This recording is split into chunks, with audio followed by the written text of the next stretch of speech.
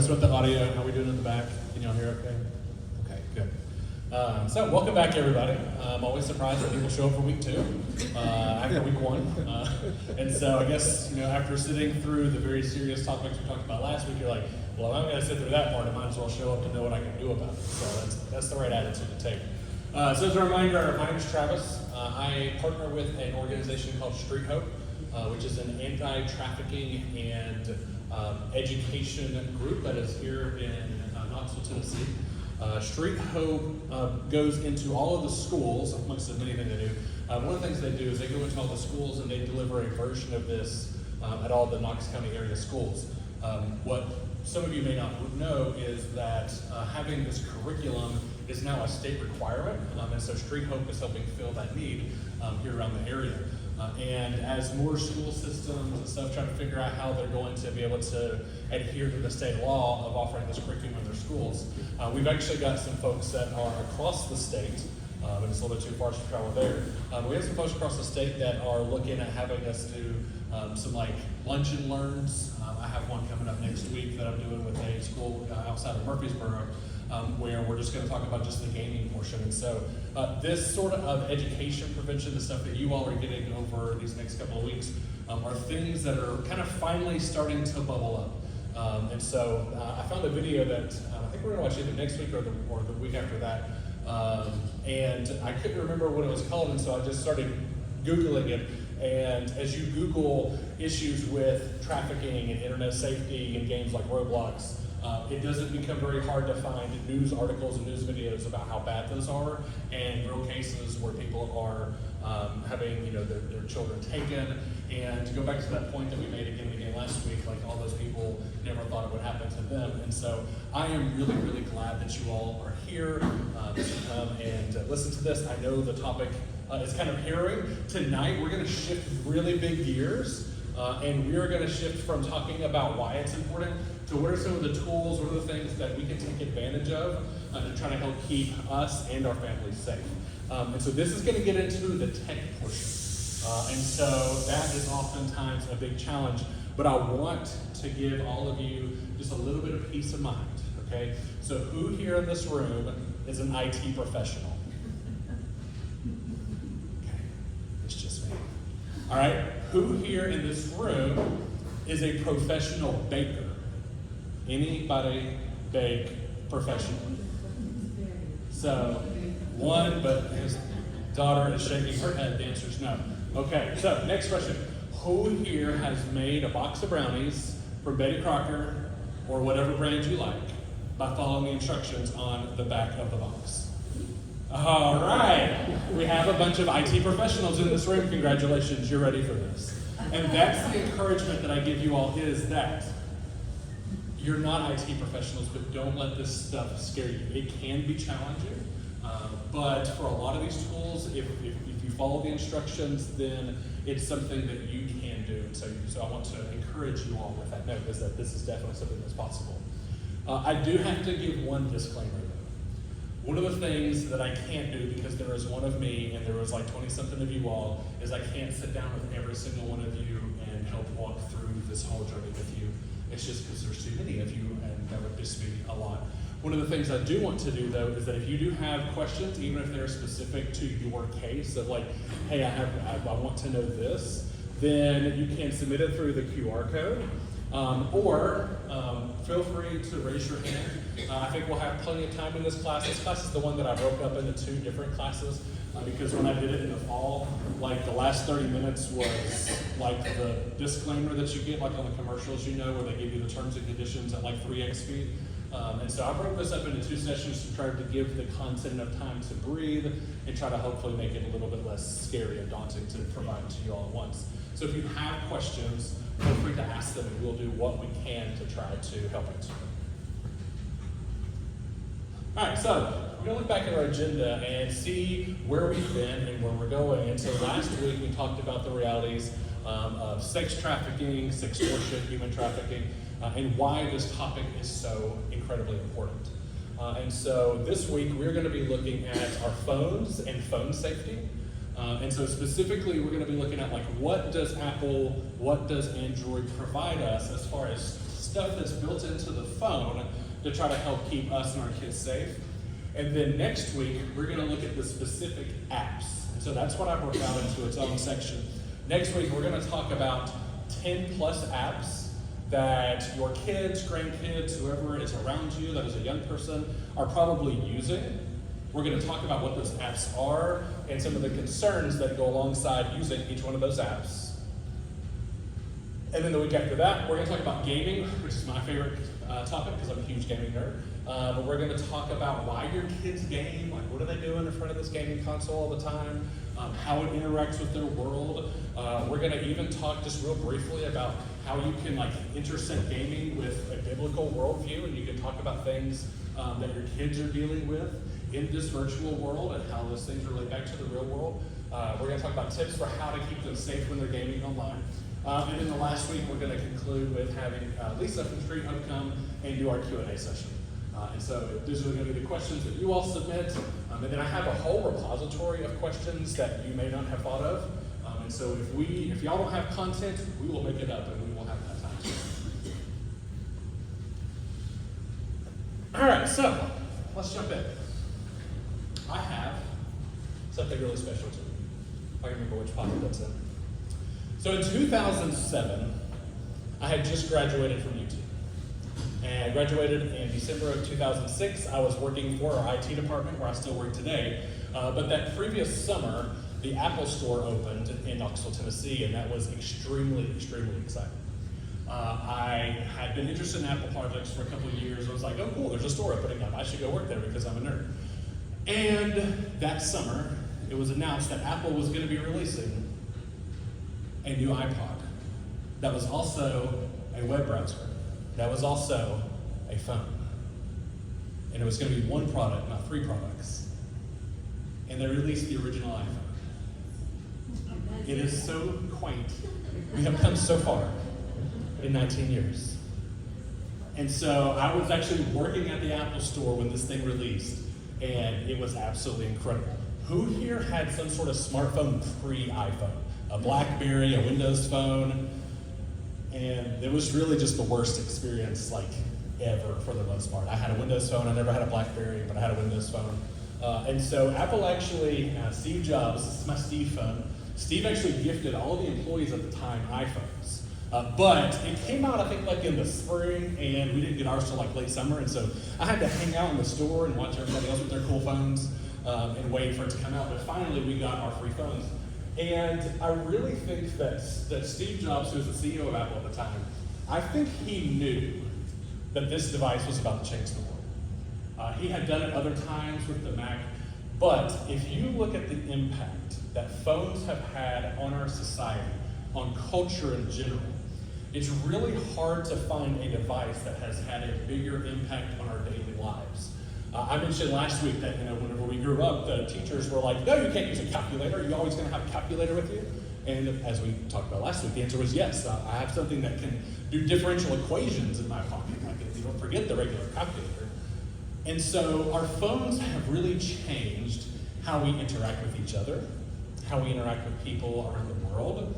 But then it's also changed the way that we receive information, and it's opened up a lot of gateways for us to be connected to people, but also people to be connected to us in ways that are getting kind of scarier all the time. One of the things that I had a conversation with somebody after last week's class, and somebody asked me, said, do you think that Facebook is listening to us when we talk? And I said, Facebook would deny that. I said, however, I have personally experienced having a conversation with somebody. A few years ago, us and some friends were talking about planning a cruise together, just hanging out. I had not started researching cruises, so I had not Googled it, so the phone was not picking up on the apps sharing stuff from where the apps talk to each other. I wasn't picking up any of that. My phone was just on the table as we talked about cruises, and every single one of us, after we picked up our phone and opened Facebook, had ads for cruises. I'm seeing a lot of head shaking. I think all of you have experienced the same thing. And so, are they listening? They say no. I think that we believe that that may not entirely be the case, especially because a lot of us now, we have Alexa devices, Amazon devices in our house. They're constantly listening to what's going on. And although they're waiting for that awake word, like Alexa, your phone, your iPhone is waiting for Siri, your Android phone is waiting for Hey Google, they're still listening at some level to everything that's going on around us. And so one of the things that I want to do is just try to help everybody understand that there are some things that we can do to not only help keep our kids safe, but some things that we can do to keep ourselves safe while using these devices, because as they have become an integral part of our lives and our society, it's also opened us up for a lot of risk. A lot of things like identity theft, the apps spying on us essentially. And so I don't want to say, hey, let's just put away the phones, go back to landlines, although landline in usage is increasing dramatically right now because there are a lot of parents that don't want to put these devices in their kids' hands. Something else I learned recently is that in terms of gaming, the retro gaming market has also exploded hugely recently because you have the people that are say plus or minus 10 years of my age that grew up with some of these systems. Well, they allow their kids to play games, but they don't want a gaming console that can talk to the internet, at least not easily.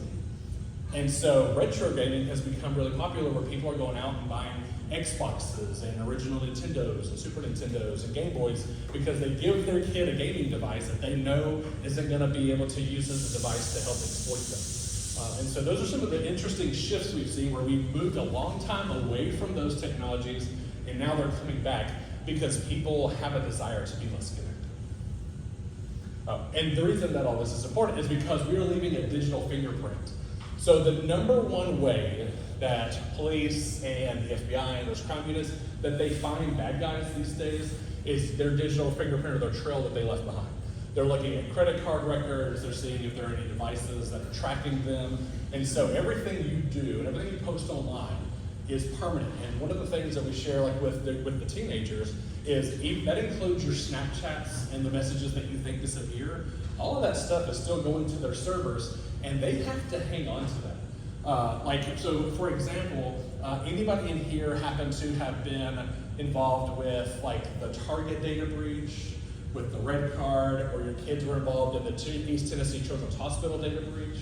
Anybody?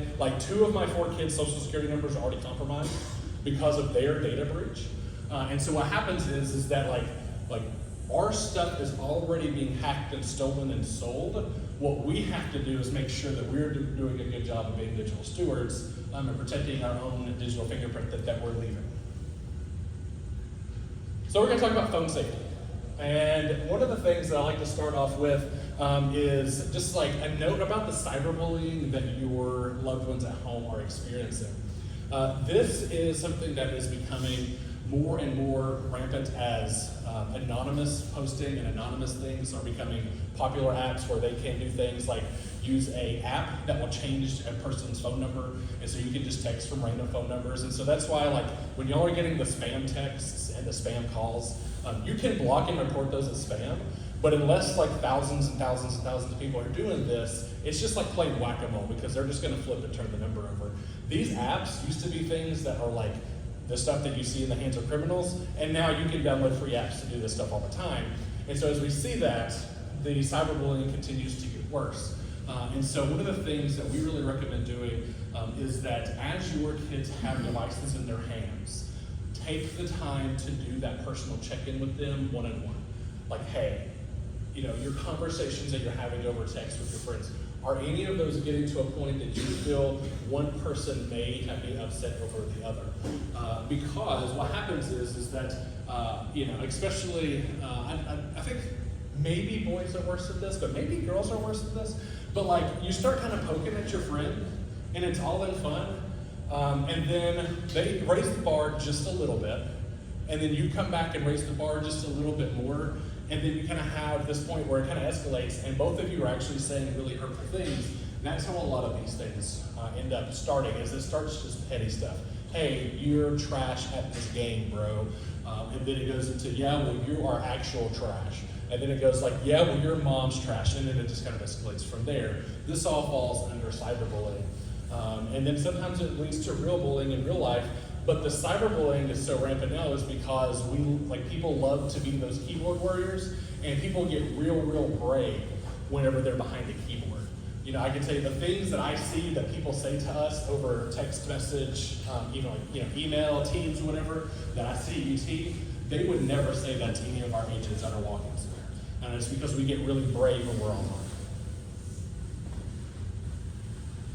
All right, so this is the point where I'm going to try to play weatherman a little bit and explain this chart to you. So this is going to be true both for our phones and for most of our gaming consoles.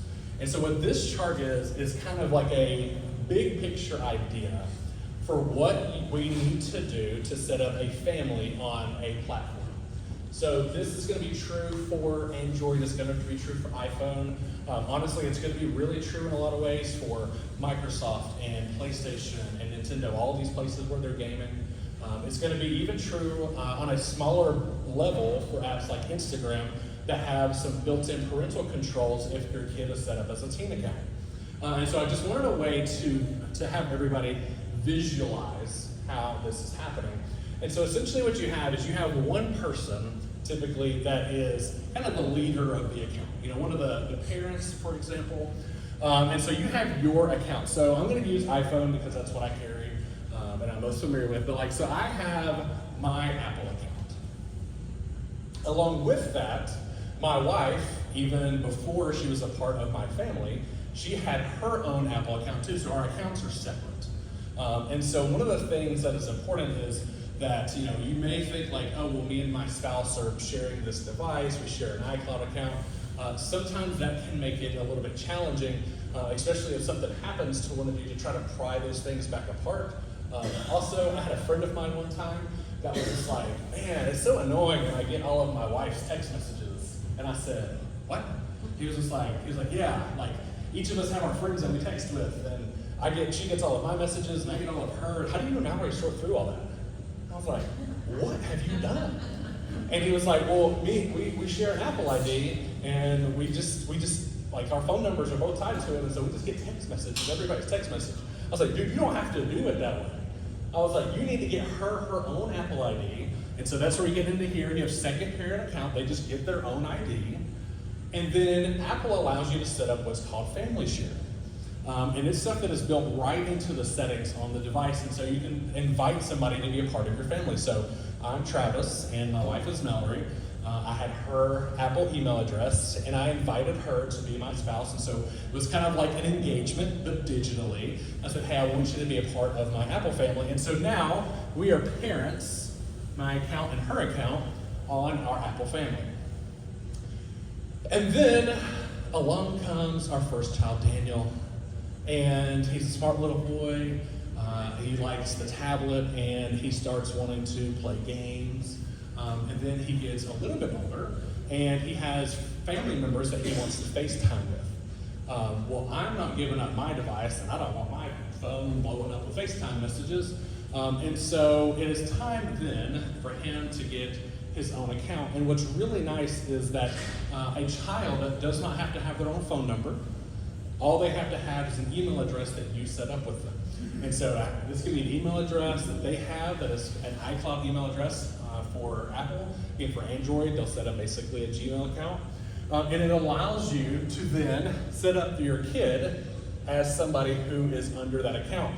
And so if Daniel, for example, he wants to do something like add somebody to his contacts list, it is going to send me and his mom both an alert on the phone that says, hey, Daniel wants to add this person as a contact. And so the thing that it doesn't do is vet that this is a real person that your kid knows, and that's where your intervention comes into this, and you start grilling the kids. You'd be like, hey, who is this person? And so what we do is we have a standing rule in our house. If you ask for somebody to be added to your contacts list, you give us the context at which you know this person. And so they send us that, we get the alert, they tell us who it is, and we can approve, and now that person's added to their contact list. And so Daniel has actually had his own Apple ID, his own email account through there, and he didn't really use the email portion, but it did allow him to be able to FaceTime with our family members, And even whenever he got a little bit older, we let him do messaging back and forth without a phone number. And so if he was connected to Wi-Fi, he would be able to do those things. And Apple makes it really easy if you've got the family set up to be able to set up controls around that. And so we're gonna keep talking about that as we dive in. But as these things do happen, child number 2, Kirk, shows up. And now we have 2 kids. And so we need a way to be able to have him join the family as well. And so from my phone, Kirk comes along. I make him his own iCloud account. When you create the child account from your account, it automatically links up the family. And so you don't even have to do anything special there.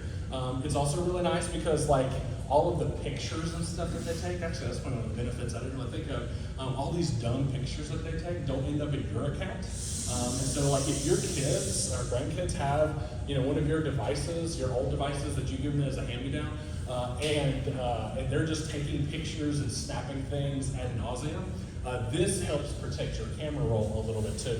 Anybody who's here's camera rolls jumped up with pictures of their grandkids or kids have taken? No? Just a couple? Okay. So, it's awful. Dinosaurs. Lots of dinosaurs. So this is our basic structure, right? So you have your account. It may be tied to a spouse's account. And then from there, you have your kid's account. And so it is setting up a little bit of a pyramid, kind of like what you have in your home. And it allows the apps to be able to do things like ask for permission for things. And so it's really, really handy. And so this is kind of the foundation for any sort of setup that you have in your house. All right, so there are built-in parental controls for each of these platforms. Google's is called a Google Family Link, and Apple's is called Family Sharing. You can set things like downtime. Downtime is a really, really handy feature. The gaming consoles also have this feature too, to where you can choose a couple of different specific things for your child's device. So number 1, you can choose the hours and days of the week that they're allowed to use the device. So for example, you can say, hey, Monday through Friday, or let's say Monday through Thursday, you can use your phone starting at 7:30 a.m., right? That kind of helps, like if they get up at 6:30, it kind of helps them from wanting to go run right to it first thing when they wake up. So you can start using it at 7:30, and then the device becomes effectively useless. It shuts down, and like all the apps turn gray, you can't open anything.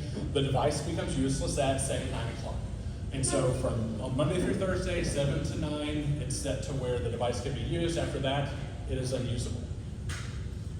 Then you can set up, say on Fridays, okay, it's Friday night, we're gonna let you stay up till 11. And then on Saturdays and Sundays, you can open it up a little bit more if you wanted to. The downtime and app restrictions that you can set, number 2, are you can actually set restrictions for times, for the amount of time that a kid can be on a app during the day at any point. So for example, for Instagram with my oldest, and so we let Daniel be on Instagram, he gets 20 minutes a day on Instagram. And so if he wants to open it, to scroll through stuff, once he hits 20 minutes, he has 2 options. 1, he can just close the app and move about his day, or number 2, he can request more time. And so we have this set up for Instagram, I have it set up for YouTube, and it's really nice because if it is a day, say that we're traveling, and he uses 20 minutes of Instagram, I allow them an hour of YouTube. And so if they use that time, they could then send us a message through the app, and it does this automatically. It says ask for more time. And so it sends me a little ping on my phone, and it says, hey, Kirk would like more time on YouTube. And I get that message like every single day. And then some days I'm like, no. And then some days I'm like, okay, here's 15 minutes. And then some days, especially if we're in the car or something, I'm like, I just don't want you bothering me. I want to listen to my audiobook. Sure, here's all day. Go for it, right? Like they are captive in the car. They probably didn't want to be there in the first place. Like you just do whatever you can to be able to survive this car trip. And so you've got that flexibility. And so having those downtime settings set is really nice. A couple months ago, my son Daniel came up to me. He was like, hey, Dad, can I have more Instagram time? And he was just like, and I was like, oh man, I'm already giving you 15 minutes a day. And he was like, well, actually it's 20. And I was like, 5 minutes, there you go, buddy. Like, congratulations. But my answer was no. And the reason is that like, they don't need to be spending this amount of time on these social media apps. And so it's one of those places where I'm giving a little bit of freedom. He's set up as a teen account on Instagram, but then I'm helping control that amount of time that he spent there just mindlessly scrolling. Google has similar features here within Family Link where you can control the apps and the amount of times. Again, pretty much Apple and Google both have a one-to-one parity for almost all of these apps. I will say that the phone makers, Apple and Google, for Android, they do a really, really good job of giving you a lot of freedom and control over these apps. I will say that in my experience, sometimes Apple does what I would describe as like a little bit too good of a job with it. For example, like they reclassified a lot of their apps for what age is appropriate for them based on their ratings back last fall with the newest version of their operating system. And like a third of the apps that some of my kids that are under 12 use, like they were unable to use for some reason. And so they keep sending the requests for like, hey, I want to be able to use this app again. Like one of them is a card game app that is rated 13 plus for some reason. And so like he has to resend all of these requests again. And so I would say sometimes Apple maybe is even a little bit too overprotective, but I'd rather have that than them just opening it up, completely without us knowing.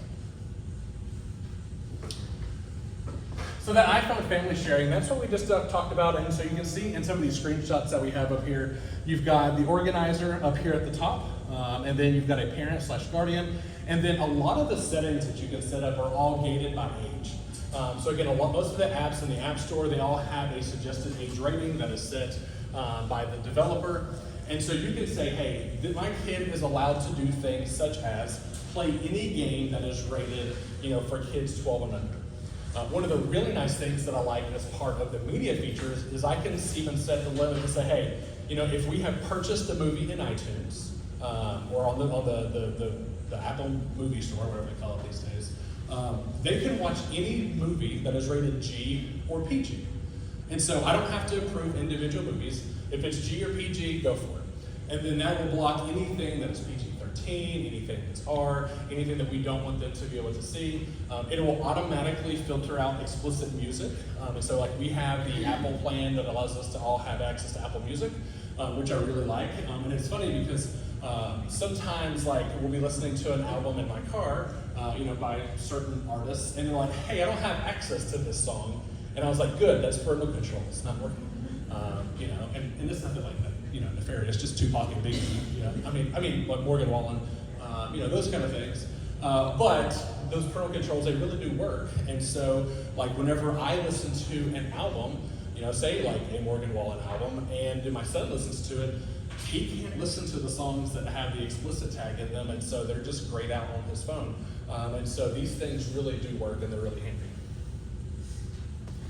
Within these settings too is where you can also set access to them to be able to make in-app purchases. I remember whenever apps started having to where you can buy stuff, this got a lot of people in trouble. Who here had kids or grandkids that spent, let's say, over $50 on in-app purchases by mistake? Anybody have that happen to them? Yeah, that's no fun. And so that became a really big problem. And so Apple put some limits in place to where you have to do things like have a password for being able to do things like make purchases. You can give them like a little bit of an allowance if you wanted to within the stores to say, hey, you can spend this $10 that I've given you, so you can set app spending limits, which are really helpful. And speaking of passwords, let's take a little time out here. So who's here has kids or grandkids and they know the passcode to your phone? Who wants to admit that your kids or grandkids know the passcode to your phone? Nobody? One person knows the passcode? Is that the same passcode to your parental controls? Ah, good. That's awesome. All right, so our friend up front here. So the kids do know the passcode to the phone, but you can set a separate passcode for the parental controls. So make sure that you're doing that. Do not use the same code, the same password that your kids know, because if it becomes a password that your kids know, it's no longer a password, right? It's just a word prompt. It's a word prompt puzzle that they're solving to be able to get in and to circumvent all of these things that are important that we put in place. All right, so some of the other iOS features. I recently set up an old iPad that we had laying around the house, and I wanted it to be able to where the girls could use it in the car. And so you can do things like completely disallow a bunch of apps. And so you can say, hey, you ain't got no reason for email, I'm turning that off. And so we've turned off, and then you can actually hide the icons. They can't access it at all. Things like the mail, Safari, you definitely do not want to give a kid a web browser. That is a gateway to the entire internet, which we talked about last week is very scary. You can turn off FaceTime and Wallet and AirDrop and all these really neat features. You can just turn those off altogether, and so that's really handy. There is a feature within Photos that you need to be very careful about, and that is called Hidden Albums. Some of the social media apps also have this, but this is a place where your kids can hide pictures from you. And so I always want parents to make sure, I'm pretty sure through the app, through the parental controls, you can turn off Hidden Albums so they can't access it at all. But this is one of the places where if you ever go through their phone and you don't have this turned on, that you want to go check, because this may be where they're hiding the pictures. And so you may think like, oh, well, I've seen my kids' phones lots of time, and they scroll their pictures, and I've never seen anything. Yeah, they might be smarter than you, and they might be hiding. And so make sure you're looking in there. One of the things that is a standing policy in my house is this device is mine and not yours. And so I can go and search your device at any time I get them, well please, and we do. So I would say once every couple of weeks or so, we will, after our kids put their devices to bed, it's another thing that we do, is our kids put their devices to bed. They are not charged in their bedrooms, they are charged in a bonus room that we have. And one of the things that we'll talk about a little bit when we talk about gaming, this bonus room has a camera in the room, and the kids know there's a camera in the room. But there's a camera in this room. This is where all of our gaming consoles are. This is where our computers are. And this is where phones go night to go to sleep. And so it becomes really difficult to lie about things you're doing, like picking up your phone, when I have video evidence of it. And so we do that. But when you're going through their phone, there are sometimes evidence and traces that things have been cleared out. And so what do I mean by that? So I know that there's probably a pretty decent chance out of all of the thousands of pictures that these kids take these days that they've probably deleted one of them. So when you go look at the Photos app, you could go look at photos that were recently deleted. If it is empty, that means it has probably been emptied very recently. And so that's one of the places you can go check. Messages is the same way. So your kids have probably deleted a message from somebody, maybe your message. And if you go look in recently deleted conversations and it is empty, it means it was probably recently emptied. And so these are some of the things that, especially when it comes to deleting messages, one place where I think Apple and Google are both really lagging behind is being able to control what happens to those messages. But if there are things that are going on, there will be a trail, and sometimes that trail is a lack of something being there. So just something to be mindful of. You can restrict web content in these parental controls too. That is really handy, and you can either trust Apple's filters, which in my experience have been pretty decent, or you can set allow lists. And for young kids, I think it's so much easier and a lot safer for them to simply give them sites that they're allowed to go to. When I was setting this up for this device recently, it was really nice because there were a handful of apps that had pre-populated for me. And so I think ABC Mouse was in there, a handful of other educational type sites. And so they've even pre-populated it with some of these websites that are safe. But you can go in there and choose which websites they're allowed to access. And so that's really handy too. And then there are also some communication safety features that you can turn on. Most of these things, I will tell you too, are kind of turned on by default when you set up the parental controls. But Apple has now some technology in there that is designed to filter out things like photos that include nudity.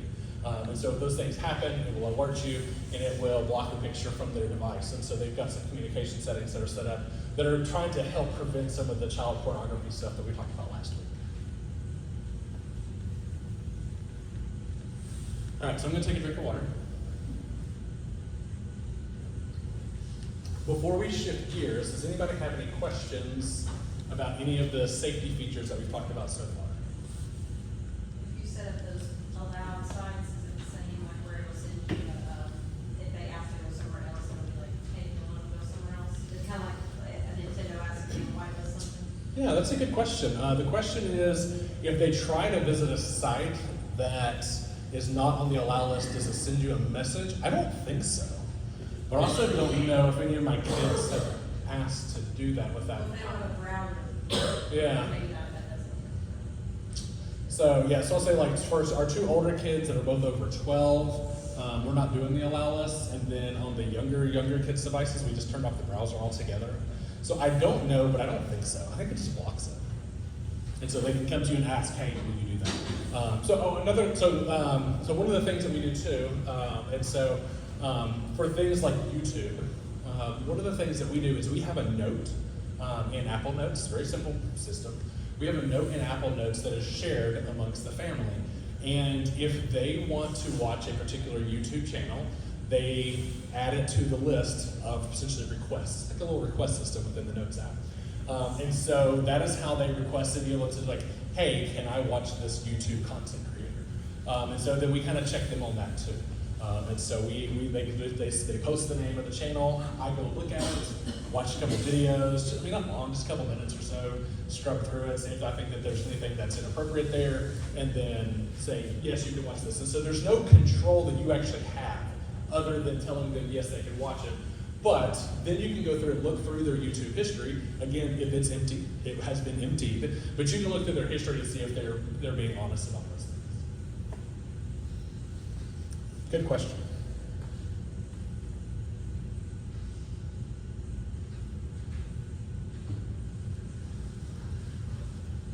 All right, moving right along. We are going to talk about next, there are a couple of devices that you can purchase that act as an extra barrier of protection for your house. Now, most of these are designed to kind of connect into your Wi-Fi network, and one of those that is really common is called Bark. Do anybody's kids go to a school that is using Bark on their Chromebook by any chance? So this was a time where I realized that Bark works, but sometimes it works in kind of funny ways. And so Bark is an app that is designed, and a lot of school systems use it to track and give alerts when something happens on a computer. And so an example of that alert is if a student is on a Chromebook for their school, they're using Bark, and they are messaging or writing about suicidal ideation, then it will send the parents an alert. And so last spring, my son, whose school used Bark, was developing a PowerPoint slide on the book Julius Caesar.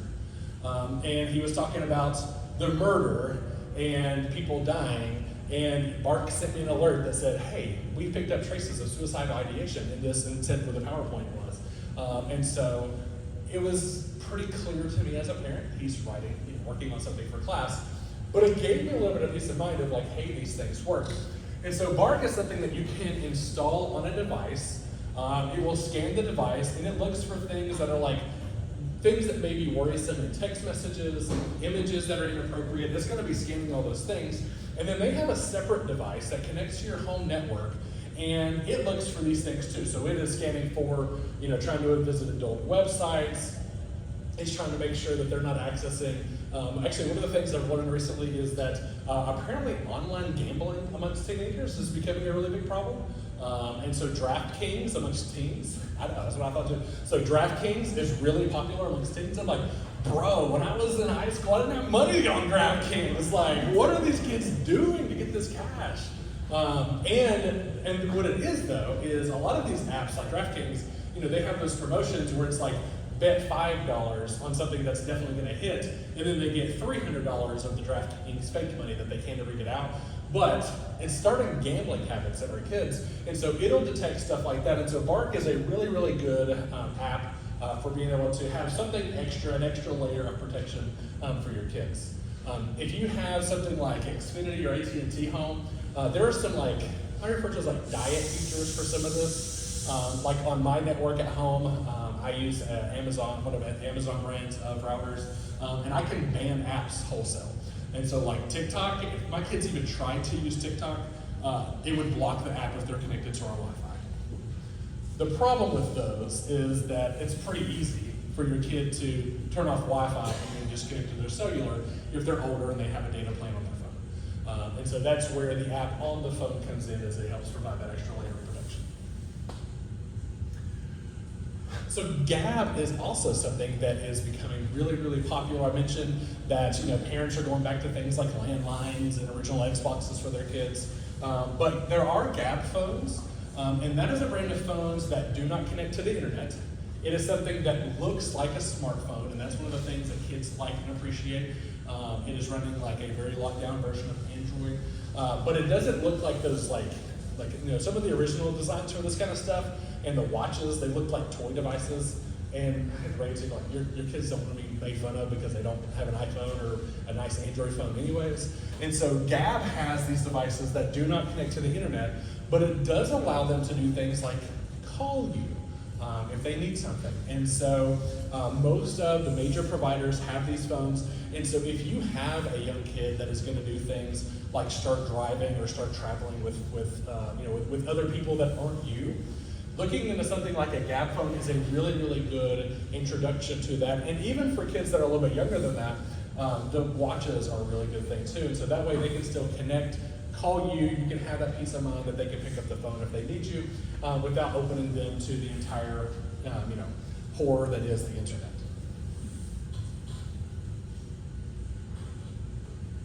All right, so we're going to talk about social media apps in depth next week, but I just kind of want to touch on some of the social aspects before we do this. Kind of a teaser to next week, as it were.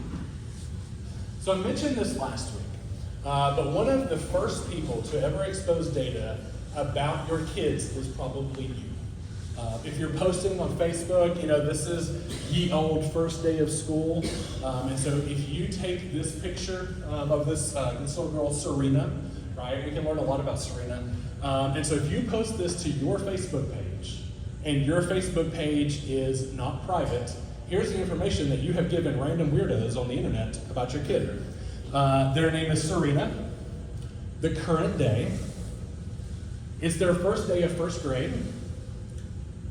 Serena's 7. Her teacher is Miss Cruz. A lot of times we also put the school, so that's good. And so we've said, hey, by the way, Serena's in first grade in Miss Cruz's class at Powell Elementary School. She's there from 7:45 to 3, to 2:45 every day. She dreams of being an astronaut, and so that's only going to do things like if somebody were, say, have access to her to say like, I love spaceships. And then Serena says, oh, me too. I love spaceships. Can I tell you all about spaceships? I'm excited to play.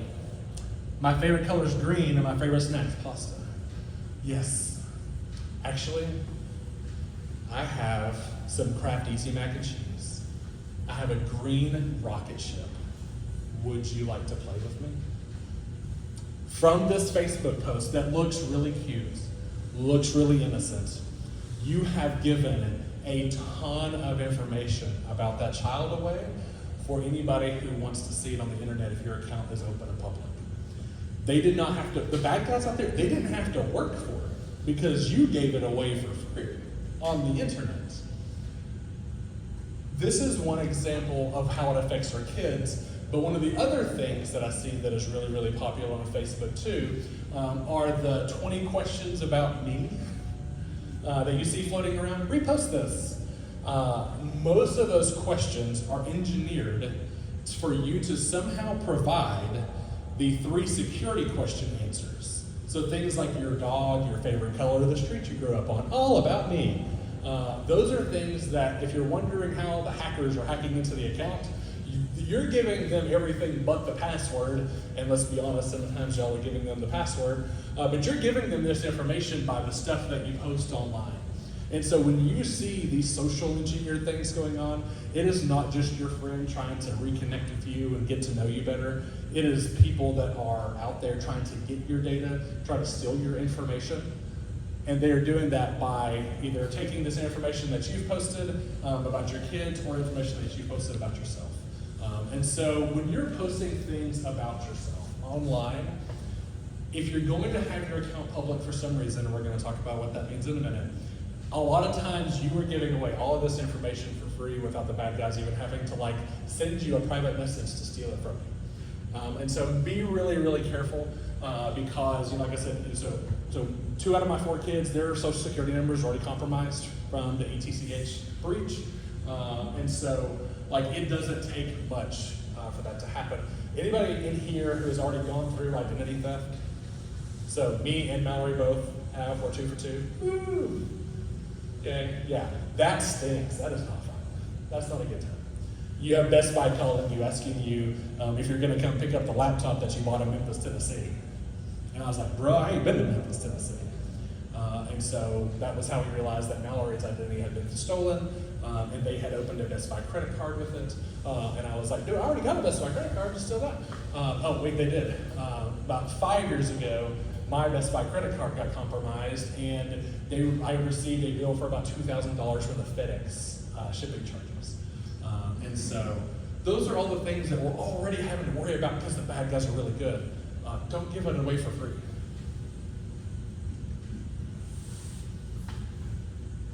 So another thing that we're trying to impress upon our middle schoolers, high schoolers especially, is that as they are posting the dumb things they're doing to social media, they are creating a character profile of themselves for their potential colleges. And so this number says that 75% of universities monitor social media before admitting students. That number is probably closer to 100% at this point. But last year there were 70,000 applicants to the University of Tennessee at Knoxville, and they let in 7,000. So UT these days has about a 10% acceptance rate, and I can guarantee there are students that are in that 60K that didn't get in. It's because they did dumb stuff on social media, and UT doesn't really want to deal with that. It hurts their reputation, and one of the things that, I don't know if any of you all are paying attention to the news, and so I'm going to pick on a particular school at this point, and that's because they deserve it. But after some DUI arrests last week at the University of Georgia, they literally can fill out an offense and a defense minus the quarterback of players that have had a DUI at the University of Georgia. And why does this stuff matter, and why do I use that example? It is because these universities care, because every single DUI headline for these players went something like this: dum-dum, comma, student athlete at the University of Georgia, comma, did dumb stuff last night. And so that's why the universities care. They want to check your character to make sure you're not probably a complete moron, but they really want to make sure that their name does not get dragged through the mud. And so universities are monitoring social media presence for anybody who is applying to their schools. One of the other dangers of social media is that it leads to a lot of self-image problems. We are talking more about mental health now more than ever before. And so a lot of those mental health things and things that our kids that are dealing with, and things that people have dealt with for a long time, we've just never named it. But the thing is that I really just could not imagine what my life would be like if we had social media when I was in high school. We did lots of dumb things. We even videoed some of them. I had a camcorder, we did lots of dumb things, we videoed them, but guess what? That stuff is on like 8mm film. I don't even know if I could watch it if I wanted to. And so we never posted it. The problem is these kids are posting it. They're posting the dumb things that they're doing. But then they're also posting things that are accomplishments, and you will see some of these things start to look fake. And so one of the things that our kids don't realize is most of the time, whenever people are posting the social media, it's more of like the SC, the Sports Center top 10 highlights, and not all the bad, dumb things that happen to them during the day. And so they see these kids out here and they have visibility into their lives more than ever because they can just scroll through an app and see what they're up to. But they have access to other people more than ever, and they start to compare themselves. And this not only affects our kids, but I have talked to lots and lots and lots of, especially moms, especially stay-at-home moms, that go through this sort of like imposter syndrome because they see things and they watch shows like Bluey. Anybody watch Bluey? Anybody? I love Bluey. Bluey's a fantastic show. My kids can watch Bluey all day long. I don't really care. But if I look at what Bandit Healer is doing and how much time he's spending with his kids, I'm like, I ain't got time for that. I got too much going on. Bandit's a great dad.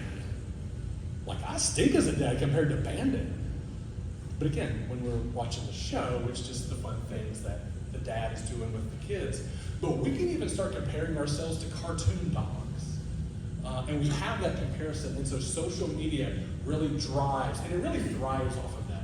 Like, if you look at most social media, like discourse, most of it does not align with what reality is, and it's because it becomes a huge echo chamber, regardless of whether like you're on this side or that side. None of these platforms are really healthy for like engaging with people. And so it ends up causing, self-harm. It can lead to suicidal ideation because these kids don't know how to handle this control and freedom that we've given them through social media. I mentioned that I do, allow some Instagram. I allow 20 minutes a day, but that's a small baseline. Most kids spend 3+ hours a day on social media. And so that means that if their phones are hopefully probably up during the day at school, that means they're probably checking it first thing when they wake up in the morning, scrolling the entire time on the way to school. They get home from school, and then they may spend another 1 to 3 to 4 hours scrolling after that. And so it's really, really increasing that time that they spend there, increasing the mental health issues as a result. All right, so as we wrap up this week, when we start talking about social media, I've used some words like private account.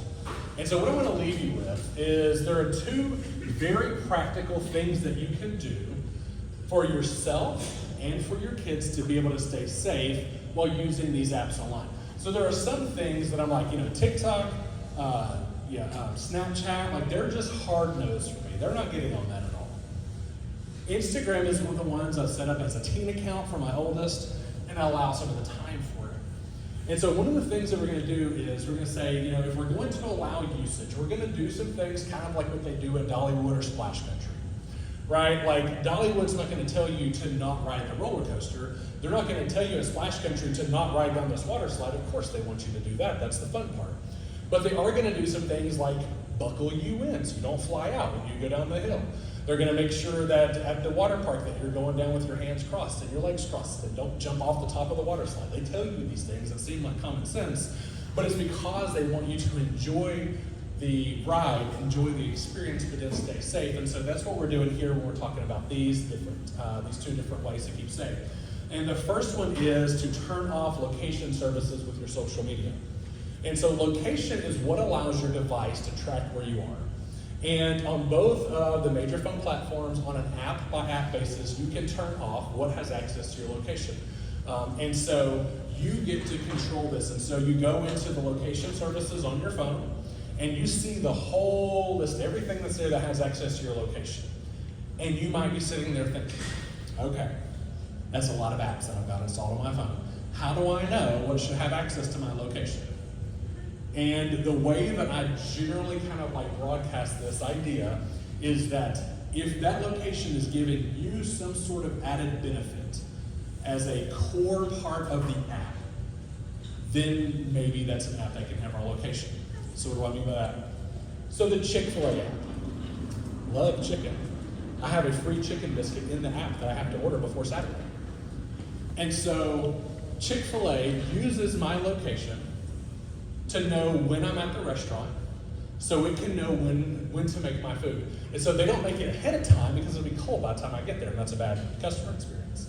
And so as I'm pulling up to the parking lot, it knows that I'm there, and they can start making my food. By the time I either go through the order ahead line or walk in, my food is ready or close to ready.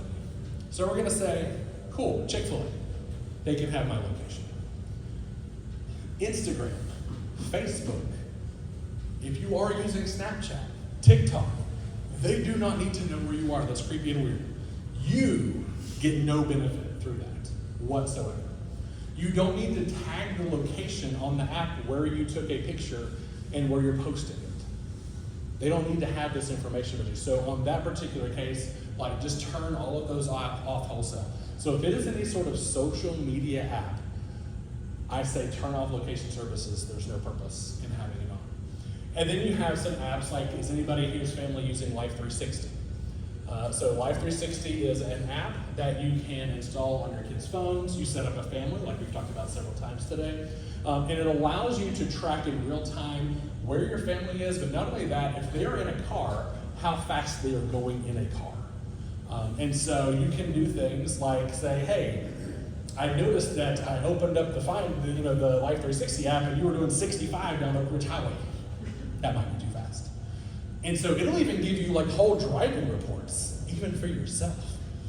You may not want to see that. It's funny, we went to Georgia last year, and I want to say that the other driver that wasn't me was in a hurry. And when we arrived, it actually told us that that ride was unsafe because they exceeded miles above 70. We'll just say that. It was a couple miles over 70. So it'll give you a whole report. So that app is designed to help keep you and your loved ones safe. You know where they are. If they're going to meet some weirdo in a parking lot for something crap that they bought on Facebook Marketplace, you can see that they're going to the place that they are, and even do things like, hey, I need you to check in with me if you didn't get knifed. And so it can't check in with the knifing part, but at least does say, hey, I knew that they're going to the place that they said that they were going to be. We can track like our kids in ways like we've never been able to do before. And so that's actually a bit of a nice peace of mind. So you can turn off location services on all of your apps and determine if they have access to that location or not. All right, this is tip number 2, and one of the most important ones for keeping your information safe, and that is to set all of your social media accounts to private. You should always get to choose who is viewing the things that you post online. If you post things online, such as that back to school picture, you are still leaking a lot of really personal identifying information about your kids, but you're at least only doing it to the people you've said can have that. The problem with that is your friends' accounts get hacked. And then they send you messages, and then you see them post on Facebook, hey, I was hacked, don't respond to that friend request. That happens all the time. And so a lot of these accounts, we also don't know particularly hey, that person friended me, I met them once, and you just don't pay attention to them ever again. But you're giving a lot of this information away. And so setting your accounts to private makes sure that the internet at large, the random weirdos out there, can't see the stuff you post. Now, this is important to me because my very well-meaning wife a couple years ago, she had a private Instagram account.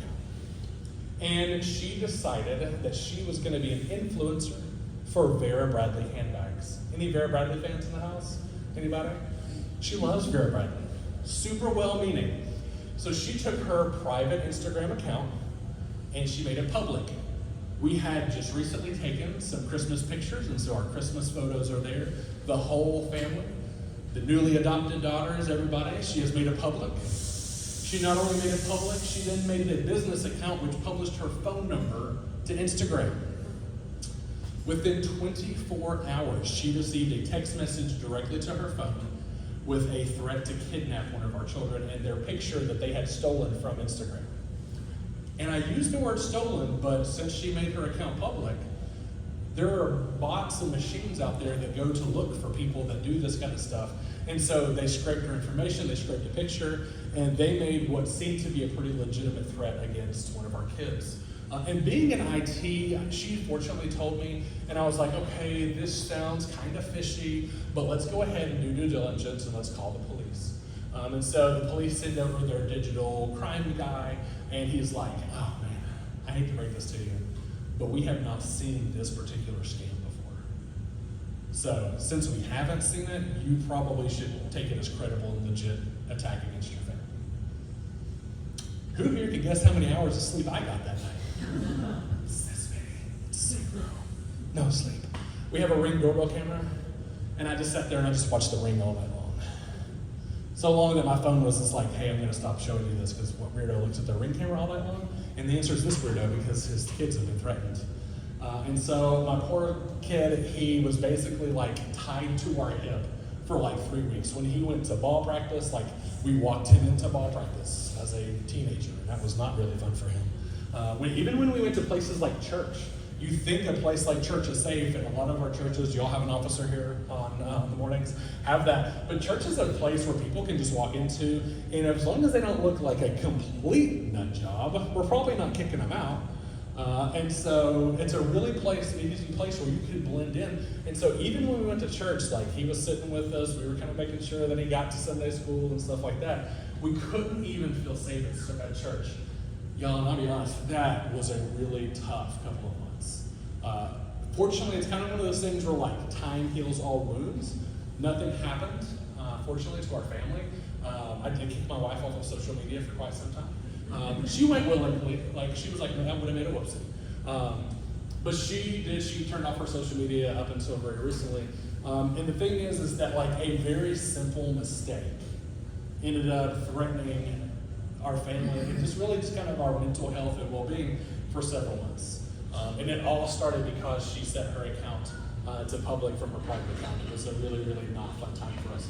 And so if you were going to use social media, at a minimum, make sure that you have your account set to private so that way nobody gets access to your info that you don't want to happen. So again, that is, this is our QR code for the Q&A. If you don't want to raise your hand and ask your question, please scan this with your phone, visit the website. I made sure the link worked. It worked for me earlier today. And so ask your question on there.